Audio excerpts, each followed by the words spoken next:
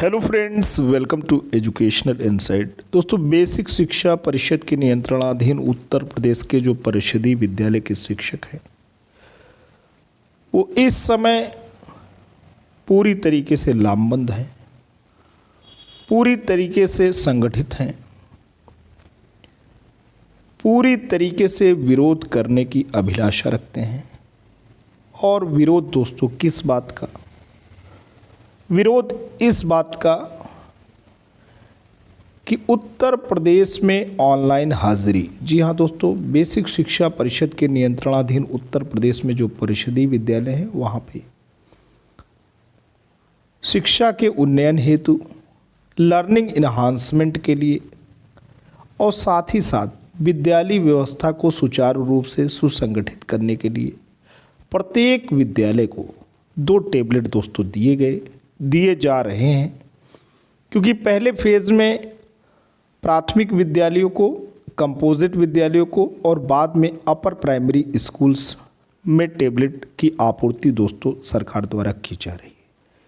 लेकिन एक डिसीज़न कि शिक्षकों को इन्हीं टैबलेट के माध्यम से उनको अनुशासित होना होगा, उन्हें हाजिरी देनी होगी, ये बात शिक्षकों को दोस्तों बिल्कुल रास नहीं आ रही, बिल्कुल पसंद नहीं आ रही। ऐसा नहीं है कि जितने भी शिक्षक शिक्षिका भाई बहन हैं वो सरकार के समय समय पे जो डिजिटलाइजेशन है शिक्षा का, बेसिक शिक्षा, बुनियादी शिक्षा का जो डिजिटलाइजेशन हुआ है, शिक्षकों ने बढ़ चढ़ करके दोस्तों हिस्सा लिया है। हर स्तर पे शिक्षक सरकार के साथ रहे हैं, चाहे कोविड-19 वैश्विक महामारी रही हो, शिक्षकों को भेज दिए जाता था राशन, जो बच्चों को बंटने होते थे, उनके परिवार को मिलने होते थे। तो कुल मिलाकर के कोटेदार के यहाँ ड्यूटी लगा दी जाती थी। और ऐसे ही जो बच्चे विद्यालय में शिक्षा नहीं ग्रहण करते थे, खाद्य सुरक्षा कानून के तहत उनके अभिभावकों को गेहूं, चावल या जो भी सरकार का राशन है उसको देना होता था। उस दौर में भी शिक्षकों ने हर स्तर पे सरकार के द्वारा जो नीतियां जारी होती थी, जो गाइडलाइंस जारी होती थी, उसका यथासंभव यथाशक्ति पालन करते रहे। बाद में ये हुआ कि जो बच्चे हैं जो प्राइमरी पाठशाला में पढ़ते हैं उनके बच्चों को 2 जोड़ी यूनिफॉर्म, स्वेटर, जूते मोजे, स्कूल बैग, ये सारी की सारी चीज़ें, इसके अलावा स्टेशनरी का सामान 1200 रुपये अगर अभिभावकों के खातों में भेज दिया जाए तो अभिभावक चूँकि अपने बच्चों से बहुत ही क्लोजली जुड़े रहते हैं तो वो इन्हें मार्केट से उचित तौर तरीके से खरीद के बच्चों को मुहैया करा देंगे। तो डीबीटी के तहत जो बच्चे हैं उनके आधार को छाया प्रति लेना, उनके माँ बाप की छाया प्रति लेना, राशन कार्ड की छाया प्रति लेना, उसके अलावा डीबीटी यानी डायरेक्ट बेनिफिट ट्रांसफ़र स्कीम के तहत एक एप्लीकेशन होता है जिस पे सारी की सारी सूचनाओं को शुद्धतापूर्वक अपलोड करना, ये सारे के सारे जो डिजिटलाइजेशन के कार्य रहे उसको बेसिक शिक्षक ने अपने निजी फ़ोन का इस्तेमाल करते हुए, अपने इंटरनेट और डाटा का प्रयोग करते हुए सरकार को दोस्तों यथासंभव यथाशक्ति सहयोग दिया।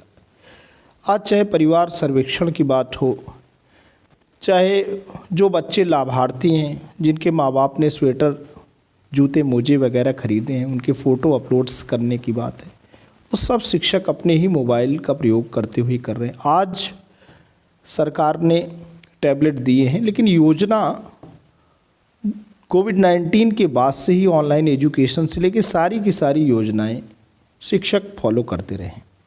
लेकिन आज ऑनलाइन जो हाज़िरी है उसकी शिक्षक पुरजोर विरोध कर रहे हैं। तो उसके वाजिब तर्क हैं, उसके वाजिब कारण हैं, उसके तर्कसंगत उसके पीछे आधार है। इसी वीडियो में हम बात करेंगे आखिर वो कौन कौन सी बातें हैं जो बिल्कुल शिक्षकों को अखर रही हैं, बिल्कुल शिक्षकों के गले नहीं उतर रही हैं। शिक्षक पूरी तौर तरीके से सरकार के साथ रहते हुए भी इस विषय पे बिल्कुल एकजुट क्यों हैं, लामबंद क्यों हैं, संगठित क्यों हैं? क्यों सरकार के टैबलेट देने के बावजूद भी शिक्षक इस बात को बिल्कुल अपने व्यवहार में उतारना नहीं चाहते? कुछ बातें हैं, आइए हम बिंदुओं के आलोक में कुछ बातें करते हैं। ऑनलाइन उपस्थिति का विरोध आखिर क्यों?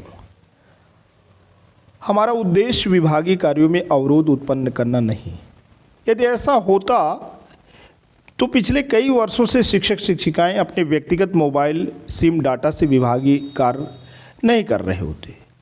डीबीटी जैसी योजना जमीन पर न उतर पाती। हमारा स्मार्टफोन जो व्यक्तिगत उद्देश्य से खरीदा गया था केवल विभागीय ऐप या डाटा से पटा पड़ा है। बिना कन्वर्जन कास्ट व बिना फल लागत के भी एमडीएम बाधित नहीं हुआ और स्कूल के बाद भी सरकारी कार्य करते रहे। ऑनलाइन उपस्थिति का भी विरोध नहीं है। ऑनलाइन उपस्थिति लेने से पूर्व अनुकूल वातावरण का सृजन करें। दोस्तों, अब ये बात है कि किसी भी चीज़ का विरोध नहीं है। एक सुगम वातावरण होना चाहिए, एक सृजनात्मक वातावरण होना चाहिए जिस वातावरण में शिक्षक अच्छा महसूस कर सकें, सेंस ऑफ कंफर्ट फील कर सकें। अब इसमें जो बिंदु है वो बहुत ही महत्वपूर्ण है दोस्तों। पहला बिंदु है कि बेसिक शिक्षक दूर दराज के जिस भौगोलिक या सामाजिक परिवेश में काम करते हैं उसका ध्यान नहीं रखा गया है। दूसरा है ऑनलाइन उपस्थिति लेने से पूर्व सारे गैर शैक्षणिक कार्य क्यों नहीं बंद करवाए गए? विद्यालय अवधि में विद्यालय से संबंधित बहुत कार्य ऐसे होते हैं जिनके लिए विद्यालय से बाहर जाना ही पड़ेगा, जैसे एमडीएम या गैस की व्यवस्था या बैंक आदि। अब तो अधिकतर अवकाशों में विद्यालय खोले जा रहे हैं। जी हाँ दोस्तों, तमाम जो अवकाश हैं उसकी बात छोड़ दें, रविवार का भी अवकाश शिक्षकों का चला जाता है। उस अवकाश पे या तो बूथ लेवल के ऑफिसर्स की ड्यूटी रहती है, उसमें शिक्षक पदाविहित के रूप में रहते हैं और सहायक शिक्षक उनका सहयोग भी करते हैं। उसके अलावा पोलियो की भी ड्यूटी दोस्तों संडे को ही होती है। ऐसी स्थिति में विद्यालय खुल रहे हैं, इसका कोई प्रतिकर अवकाश भी नहीं दिया जा रहा, कोई छुट्टी आती नहीं कि विद्यालय खोलने की योजना पहले बन जाती है। जी हाँ दोस्तों, कोई भी अगर अवकाश है उसको लेने से पहले ही खोलने की योजना बन जाती है। प्रतिदिन विभिन्न कार्यों को करने हेतु आदेशों की भरमार है। शिक्षक एक आदेश पढ़ नहीं पाता, कई आदेश लाइन में लगे होते हैं, क्यू में लगे होते हैं, जो कहीं ना कहीं पठन पाठन को बाधित करते हैं। आकस्मिक स्थिति के लिए कर्मियों की भांति हाफ डे लीव होना चाहिए।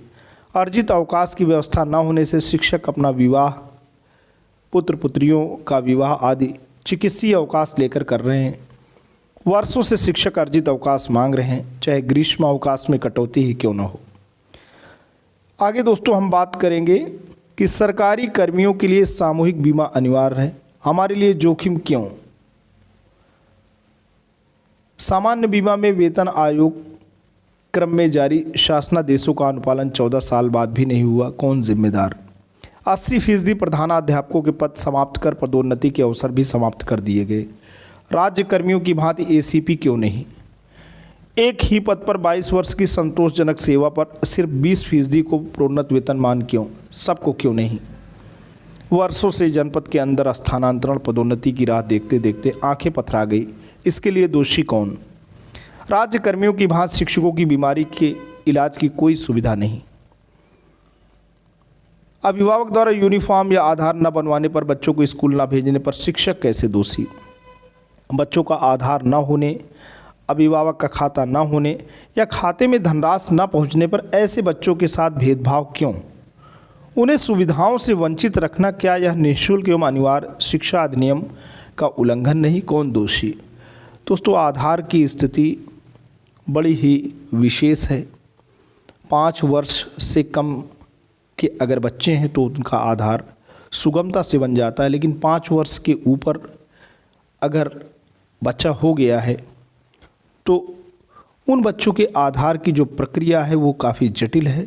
गांव में गरीब बेसहारा किसान मजदूर का बच्चा ज़्यादातर पढ़ने के लिए आता है और उनको आधार के लिए बार बार शिक्षक द्वारा दबाव में आकर के कहा जाता है आधार बनवा लीजिए, और जब वो आधार बनवाने बच्चे के जाते हैं तो प्रक्रिया काफ़ी जटिल रहती है।